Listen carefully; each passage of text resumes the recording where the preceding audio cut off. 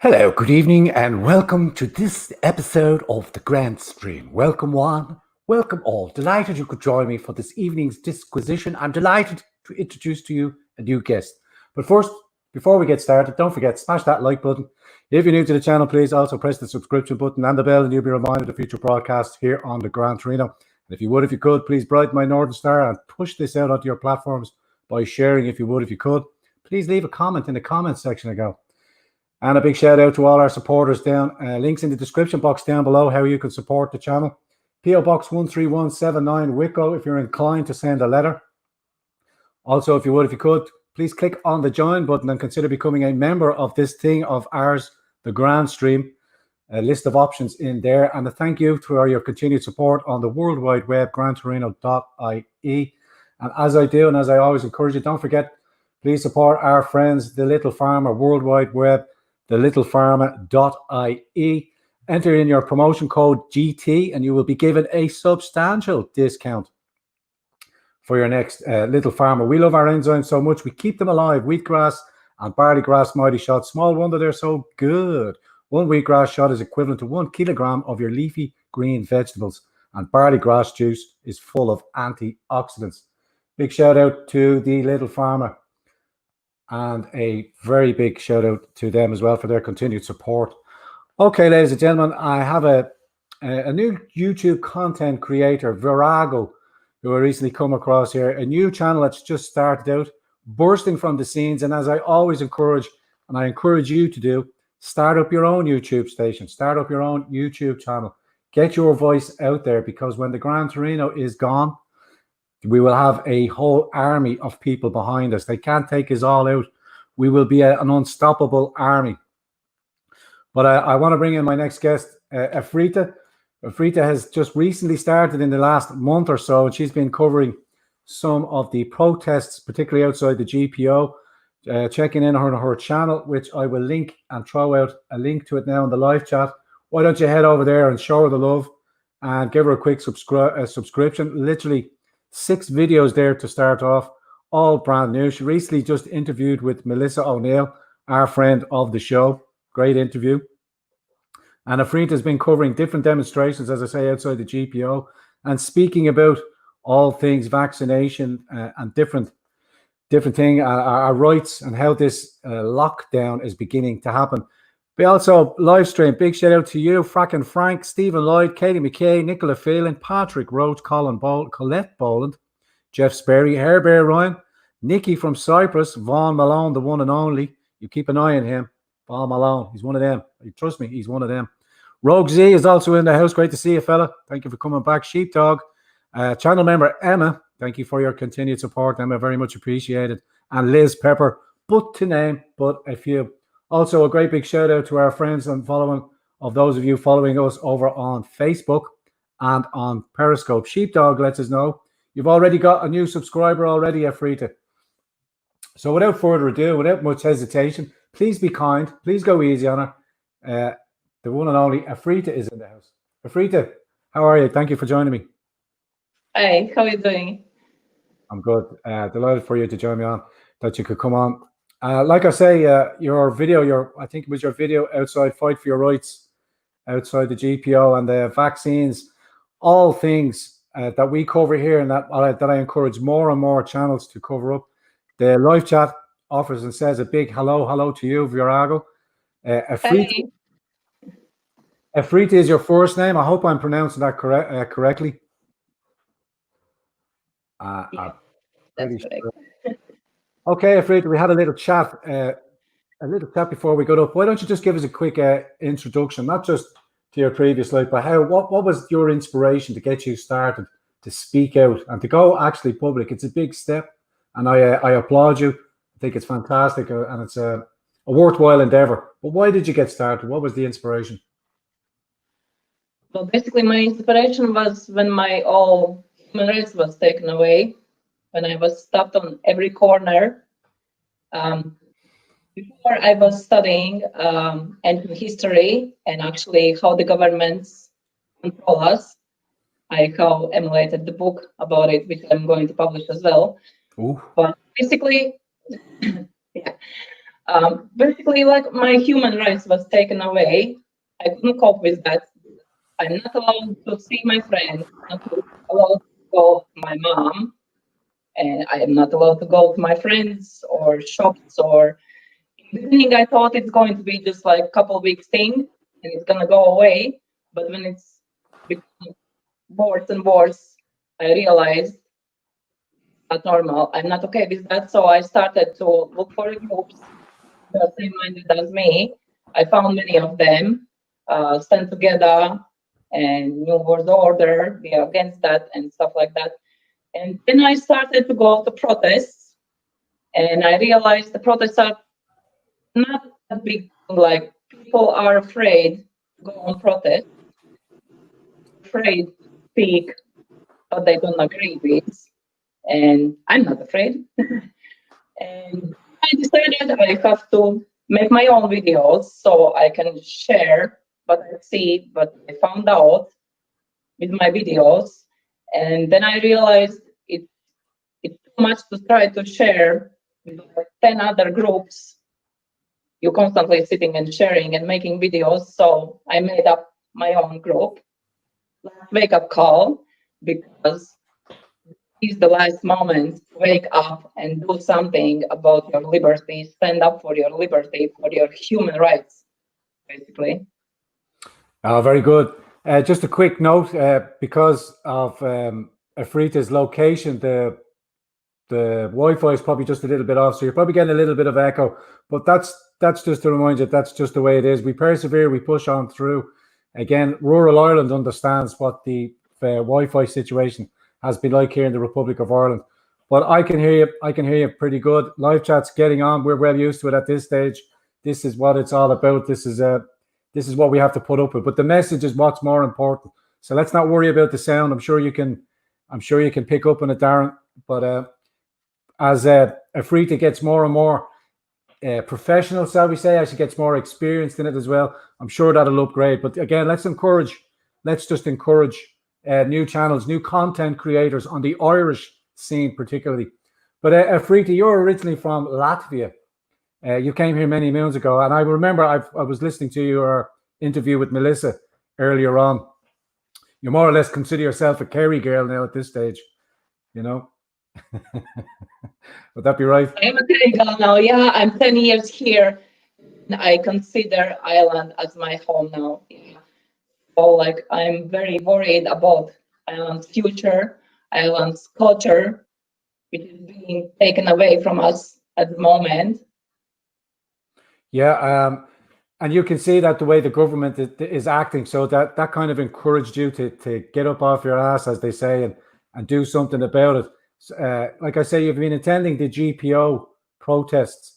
How have you found that so far, and what was the experience like? I know for myself, when I first started out, it could be a little bit nervy and stuff like that, but I've seen your interviews with some of the people that were attending, and those people at the protests, as indeed many people are very passionate about what they're there for, all the signs. Let's jump into one or two of the things. I think a particular bugbear of mine, or probably a bugbear of yours, is the wearing of masks. What do they symbolize to you? Wearing masks symbolize to me ancient. It's basically, in my opinion, it's shut you up. You don't speak because it's uncomfortable to speak.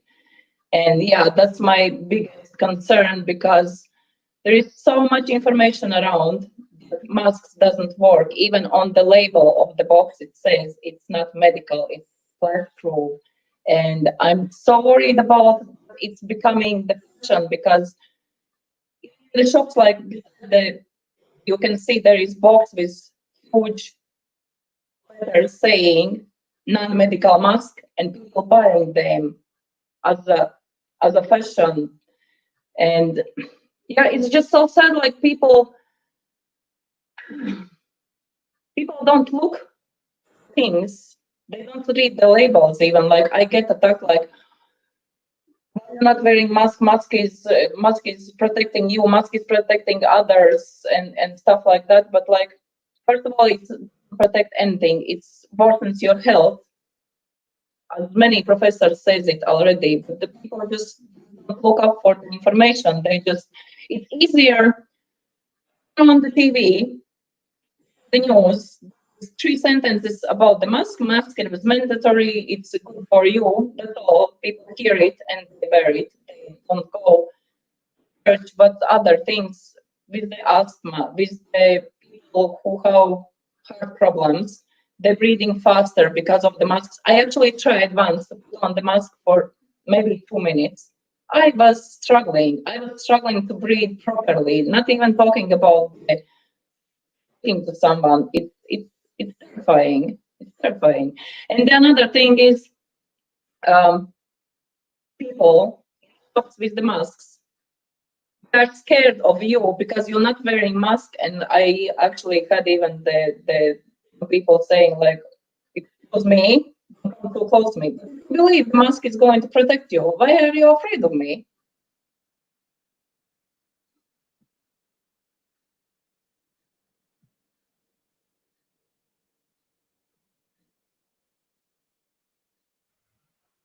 Sorry about that, folks. I'm doing a few bits and pieces in the background here, as you can imagine.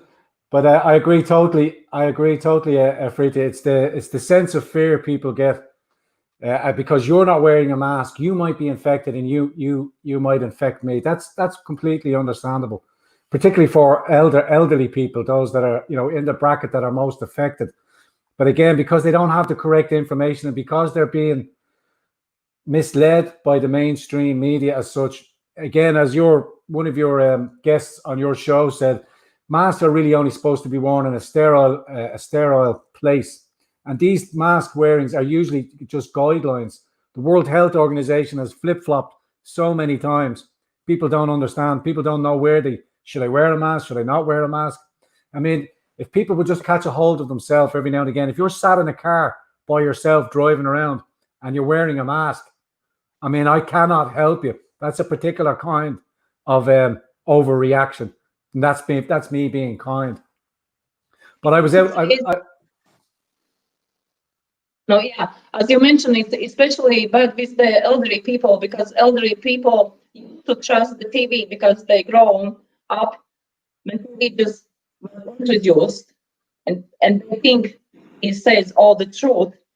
Of course, they don't have the YouTube. They don't really use the YouTube, or they wouldn't have to do something. So they people in fear. Well, it's just that people have grown up so long, particularly in Ireland, from way back in the day. We've had one or two stations from the get-go, RT1 and RT2, and they've been the mainstay of people's information intake and entertainment, as it were. But as more and more news stations and more satellite stations have come into play, people have a range of different options. But to me, it's a whole designed to just distract and not really give them quantifiable as much information. You're giving opinion. You're giving the journalist's opinion. Even the anchors on news, as we see throughout the world as it plays out, are reading from scripts. And again, you shouldn't have a problem with that if you're reading it out. But if your script is the same as the next news station and as the next news station, and you're all talking about the same key points, then that's not journalism. That's not objective journalism. That's Pravda. About the official news, I think that everybody knows official news channels are owned by whom? Elite. And those people call us conspiracy theorists. But there's a difference between conspiracy theorists and a seeker. Because a truth seeker is taking some document or some speech or some news and trying to under what actually it is about. Conspiracy theories just make up the things about the aliens and whatever, but they do without any background knowledge or the documents on the internet. They are, you can find them, but yeah, right. I love it. No, you're grand. It's people just think like the news are right, but they never look up for the real things under it. Like, for example, like the interviews with Bill Gates. The Yeah. mainstream is going to show you he's genius. He's trying to help us. He found out this. He's founding this and this and this, like all the vaccines and stuff like that. And people, it's easier for them to see those news 3 minutes. But there is another people like independent journalists out full speech and full interviews. Yeah. You can see he's putting, for example, like about the vaccines. There is in same sentence there is saying 6 billion now, and it's becoming very quickly to more and more and more. But with the vaccines, decrease it by 15%.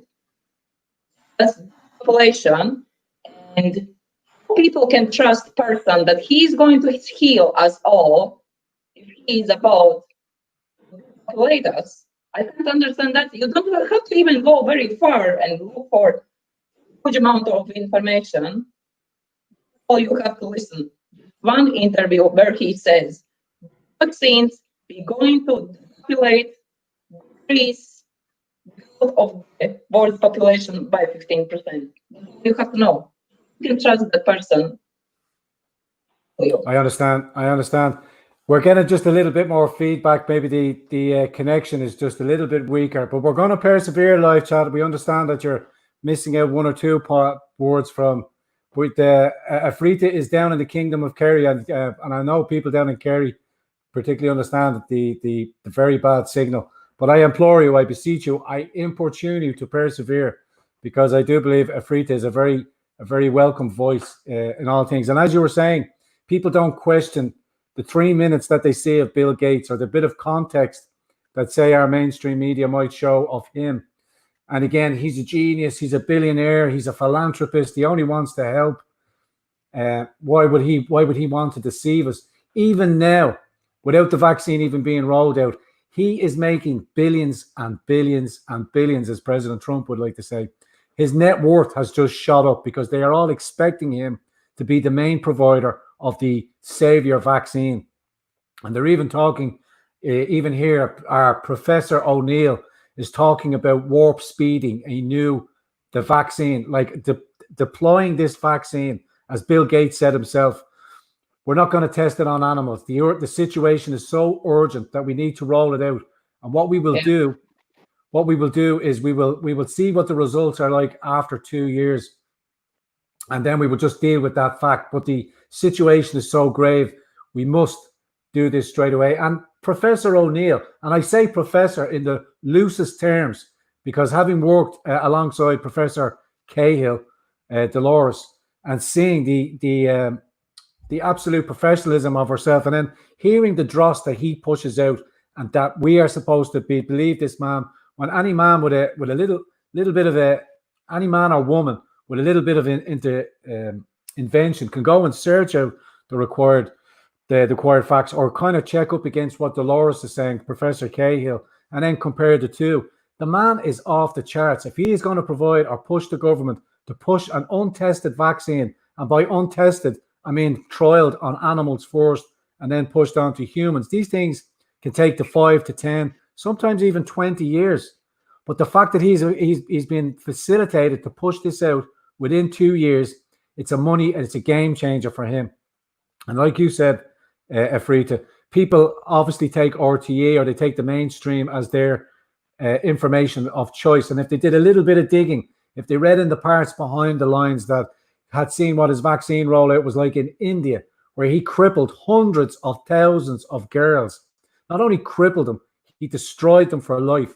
Africa is the exact same thing. Polio. Yeah. There's so much follow-on birth defects from young women that had that. If indeed they were allowed, there were so many women sterilized from the trials that he rolled out. India chased him out of India, his whole organization, because there was up to 450,000 young girls' lives were destroyed by his vaccines. And yet we have a professor in charge who loves to come onto RTE. He loves to be your Hi, I'm your happy-go-lucky scientist. Trust me. Sure, it's all a bit of crack. And sure, look, sure, go on, take the vaccine. I'm sure if you followed the money trail as you do with Dr. Tony Houlihan and his outfit, they are all funded, or they all have ties to Gates's foundation. They are all taking the proverbial brown envelope. Something we here in Ireland are acutely aware of: the brown letter or the brown envelope philosophy. Take the envelope, shut your mouth, and just let us get on with it. And that's being pushed out. But what I'm seeing and what I'm sensing is that the silent majority in this country are beginning to wake up, and they fear it. So they're going to try and ramp up their vaccination, or warp speed it, as they like to coin the phrase. Meanwhile, there's not a mention of the murders that have been going on in the nursing homes, while our elderly, those of us that need our protection the most, like the young vulnerable children in our lives and our elderly, they are the most precious gift that we have to take care of. And as a society and as a people, we have failed both of them miserably time and time again. And this is why I'm encouraging people like yourself, new upcoming channels, people that have their cojones to speak out. And it's not about cojones, it's about speaking your truth. And I'm sorry to hog the mic, Afrita, but just to give your signal a bit of chance to come kick back in again, because it's a little bit echoey. And you know me, I do like the soapbox. If you've seen me up here, I can get up. I'll probably do a bit of a Michael Collins when we have a couple of thousand people. This is the Scheiße! This is our homeland and we want it back. And by Christ, we will take it back. Yeah, in my belief as well, like, why Ireland have the highest numbers of the Alzheimer's, of the autism, and the cancer, in my belief, it's all because of the vaccines, because found the highest amount of vaccines but they put into the children's bodies, it's incredibly high. When I came over to Ireland, in my country, if you heard about the cancer, it was like once in a month, maybe. Somebody somewhere in another town, oh my God, something happened. Autism, we don't have autism. It would be as cancer, even less than cancer. I believe it's all because of the vaccines. And another thing is about the medicine. I believe that's the same thing with the vaccines. Take your medicine, just look at your side effects. So many people have the side effects, so bad side effects. And then you have to go back to the doctor and ask for those side effects. And that will make another side effect, and you have to go for another pill, and it's never ending circle. So why would you believe the medicine who was on the animals and stuff? You believe now in vaccine, which is not there at all. Some of the live chat there is saying, like, speaking about, well, Vincent says, will Harris ever be locked up? No, they are. As long as they have the useful idiots that are in charge of our government, the mid-level managers, Vincent, I don't think any sort of charges. I think if we were to get any retribution, as it to say, is that we must do our utmost to get some voices within the Dáil that are speaking out. Those that are there, there's a couple of good candidates in there still from the old guard that could be persuaded to speak out, but they won't jeopardize their political CV. They won't jeopardize their political legacy. Meanwhile, as you say, I think it was Emma pointed out there that there is no hairdressers. There's nothing open for the people living in. I'm after losing the signal there, or the question there. But essentially, the nursing homes are still on lockdown and stuff like that. So again, if we want to bring or see any sort of change in this, we must bring in a nationalist bent government. And by nationalist, I don't mean open borders. Those parties that are still professing for open borders are not nationalists in any way, shape, or form. Just to remind our live chat, new JQ is back in the house, new channel member there as well. I see it there, Evelyn O'Sheeran. I'm probably not pronouncing that, Evelyn. My apologies. But Evelyn said, still no hairdressers, physios, GPs, or visitors allowed into our nursing homes. It's an utter disgrace. I will call it for what it is. Dr. Marcus de Bruin has said it's state-sponsored euthanasia. I call it outright murder. I think if things play out in the United States and the 5 governors that are in charge of New York, Virginia, the Democratic run cities, I think you'll find that COVID positive patients were put in there deliberately to skew numbers. They wanted death cases. I don't have any evidence, but more and more of that bent is starting to pour out from the United States, particularly with Senator Scalise. If you're paying attention to him, he is calling and writing letters to them to explain why they were putting COVID positive patients into the nursing homes. And that game plan has been rolled around, and it's happened here as well. I remind you, the BurkeBroadcast.com, the Burke brothers and sisters, it was Jemima Burke who asked Tony Halloran, could he confirm or deny that COVID positive patients were put onto a COVID or a COVID negative patient was put into a COVID positive ward. And did that transpire in any of the nursing homes? Pretty much like with the primetime hit piece that I got when I was asking the then David Stanton, the Minister for Justice and Equality, could he confirm or deny the presence of ISIS in any of the direct provision centres? Still not an answer to that question. But again, RTA came up with a hit piece to frame us as the new nationalists. No, there's nothing new. We've always been nationalists. We've only been nationalists. And we are the nationalists that this country needs, not the political drones or the political useful idiots that they put in place that have been masquerading as nationalists, meanwhile fattening their bank accounts and terrorising constituents in their constituency, all on the vested that they control or sway the power in the northern part of Ireland. I believe not. I think your time is running out. My voice might be squashed, but the people are waking up to you, and they will long see you and the likes of you pushed aside. Sorry, I was going on my soapbox again, Frita. So we've moved into masks. We've spoken about the dangerous and nefarious nature by the way they're trying to push forward at warp speed the vaccination. But have you noticed the same thing as I do, that the social distancing, it's breaking down? Because it's breaking down, what I mean by that is people are not adhering to it as they should be, which I encourage and I applaud them. And everybody that I speak to in different queues and different lines, they're saying this is a nonsense, and it's slowly catching on. But what my fear is that they will bring the second lockdown when the natural cycle of flus kick in late August, when businesses are just about starting to turn a profit, and then are going to clamp down straight away. I suggest, as I did this morning, it's going to be targeted. And I think with a new cluster in Sligo, I think that's going to be the first city to be trialled as a singular lockdown to try and scare us into submission. But social distancing, what do you think of the effects of that yourself? Yeah, that's what I thought as well about the wave. The second wave, first of all, they needed to give people a break, so they would like, oh, it's all going away, it's going to be fine, we don't have to worry about anything. They're going to bring in the second wave. So distancing, yeah, with the mask, it's just basically ruining, especially the Irish culture. I remember when I came over here, why I fell in love in this country. People were so warm, so welcoming. Everybody was smiling. All the people in the town you live in were saying hi to you, hugging. Like, I'm not even talking about experiences in the pub. You don't barely know the person. You go hug the person. How are you? It's so nice to see you. And how long takes to make it as a habit? Actually, 28 days only.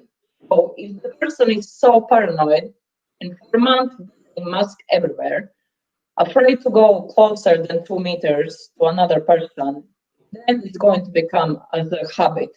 People will forget to be nice to each other. They will forget how to smile, how to hug. I'm not even talking about elderly people who are there. I don't know what level to call it. They don't want to see their siblings because they are afraid to get some virus. You're going to your mom's house, you're leaving food on the porch. Like, come on, is that normal? Like, just think about it. And again, we're going back to that. If the mask is protecting you by 2 meters, why? So from that point, in my point of view, none of the 2 meters, none of the masks, because I believe it's just, many professors actually saying it's just another flu. So why people doesn't question why we don't wear masks and social distancing every spring when the flu is on? In my belief, is ruined. It's not normal that 5% capacity in the pubs that you can't go to another table and say hi to your friend. You can't go order your drink by the bar. You can do nothing. You have to ask for for permission to go to toilet. There could be probably scheduled because 3 other people before you ask for permission. It's mental. It's absolutely mental. Yeah, absolutely crazy. Afrita, unfortunately, I think I'm going to have to wind it down a little bit now because it's getting very hard to hear your thing. Unfortunately, it's the signal that's breaking down. So we'll keep it short. And what I'll do is I want to invite you back down, invite you back on again pretty soon, and we'll try and pick up again because as all these things happen, the signal was perfect when we got started. It's just that when we go live, I think it takes a little bit more power, and your signal is just breaking up a wee bit. But we did totally understand what you're saying there. It's again, as live chat mentions it as well. You become socially lazy, as you said. Ireland is such a welcoming person, and when you walk around, you see people hugging and kissing each other or hold, particularly if you're friendly. But then as the social distancing is being enforced, people are, as you said, scared and wary of each other. And that's because they want to protect each other, as the reinforcing messages on the motorway: protect each other, stay indoors, keep your distance short, keep repeating the mantra. Effectively, they're trying to distance us further and further. As Rogue Z said in the live chat there as well, that they've rescinded the 2 meter rule, which is ridiculous, 6 feet, and then they've brought it down to 1 meter. If the virus can spread 2 meters and it can spread at 1 meter, they go against their very own words. Rogue Z said the exact same thing. So again, it's the confusion, it's the misinformation, and again, that is by design. Celtic Glass says it's more or less it's desensitizing people as well. If this is allowed to carry on, as Dave Cullen says, it makes the analogy, it would be like the TSA, it'd be like the security checkpoints. Once people got through it in a couple of weeks, it just became normal, and pretty soon you forget what it was like before. But I don't want to give up on Irish people like that. I don't see the way Irish people have been for generations and generations. It's part of our culture and heritage, and I do not think a globalist constructed vaccine pandemic is going to destroy that in the Irish culture and the Irish people. We've gone through far worse than this in our lifetimes, in our history, and I believe we will come past this. Frida, I'm going to recommend people go check out your channel. I've left a link. I will leave a link in the description box, and I'll leave a link in the comment section again here as well. But unfortunately, just because of the bad connection, I'm going to have to let you go. Do you want to do some sign language and say goodbye to people before I let you go? Or is there anything you want to say quickly? And we will get you back on straight away once we get a better signal, if that's okay. Yeah, okay, that's grand. I was just translating for you there. Go ahead. Unfortunately, I decided to live outside of the town, so my signal is very bad. But yeah, I hope more people are going to wake up, and let's spread the word of the truth and keep digging what's actually going on. 100%. Yeah. Appreciate that, Afrita. Afrita, my apologies. I'm going to let you go now for a second, and then I'm going to sign off. We'll have you back on again soon. And it was a pleasure meeting you. Absolute joy. Please, ladies and gentlemen, live chat, make your way over. I'll drop a link in the description box. Don't head off just yet. Please give her a follow. Please check in. A new upcoming voice in the Republic of Ireland. And as I encourage you, more are needed. Don't just think because Afrita is taking up the challenge that the onus is not on you to do the same. Start up your own YouTube stations. More and more voices are needed, but get on the streets. Afrita, we'll talk soon. I'll give you a shout there. It was a pleasure meeting you. Thanks for having me. And much success on your station. And just like I said, we will have you back on and we will clear that up because I know you've got a lot of very important things to say. And we want to publicize your book for you as well, whenever you get around to getting that out there as well. Talk soon. Talk to you soon. Thanks. Bye. Okay, ladies and gentlemen, sorry about that. As I said to you beforehand, everything goes according to plan right at the start. But as soon as the live version kicks in, it seems to push out a little bit more power is required, so it breaks down the conversation. But in essence, we got the essence of what Afrita was saying there, and I will definitely bring her straight back on again as well. I know I could hear the majority of what Afrita was saying, and it's exactly on par with what we all discussed as well. And this another place where people of like mind can convene, come on, and feel the friendly atmosphere of our live chat as well. In particular, very responsive, very engaged. and very informed people in our live chat, and very welcoming above all things. EJF says that's a kiss call in the head of you. I'm going back to the old. I'm going back to the old Patriots back in the day with the beard and the hair. But I think Afrita and her channel, we are another essential channel that's opening up. So I encourage you, do your best to give her as much encouragement as you can. Also give the channel a subscription, and we'll keep an eye on Afrita's progress as it goes through. Evidence violates community guidelines. Bouncing soon. Hope to see you and yours on my channel. Cheers. Absolutely, Evidence. Give me a shout as soon as you can. Okay, live chat. No roll call tonight. A little short, sweet, little production for tonight. Don't forget, we're back first thing in the morning at 9 a.m. If you're inclined, please join us. We'll have a roundup. Keisha will be joining us on the nutritional front and see what information we have up on then. But as it stands for tonight, for this evening's sort of muted discussion. Unfortunately, like I said, the signal was bad. But we're going to leave it up there as well because, as I said, Afrita is a fantastic voice. So, live chat, before I let you go, don't forget to smash that like button if you could, please. Also, the subscription button if you're new to the channel, and the bell, which will remind you of future broadcasts on the Gran Torino. And a big shout out to you for all your continued support. Links in the description box, how you can support the channel. And also a big thank you for all of you using the World Wide Web, grantorino.ie website. Couldn't do it without you. Remember, I don't exist without you. So with that, ladies and gentlemen, I will see you again in the morning. Look after yourselves. And again, apologies for the sound. Couldn't be helped. Hopefully that...